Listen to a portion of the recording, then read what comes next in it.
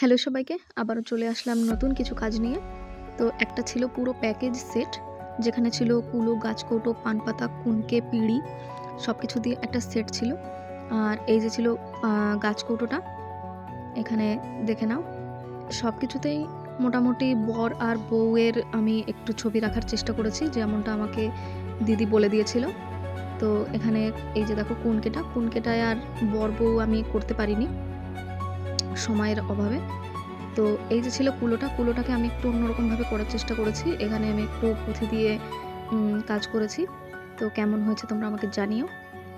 আর এই যে ছিল পিঁড়িতে আমি একটা মুকুট আর একটা টোপর করেছি। আর এই যে ছিল তার পুরো লুকটা।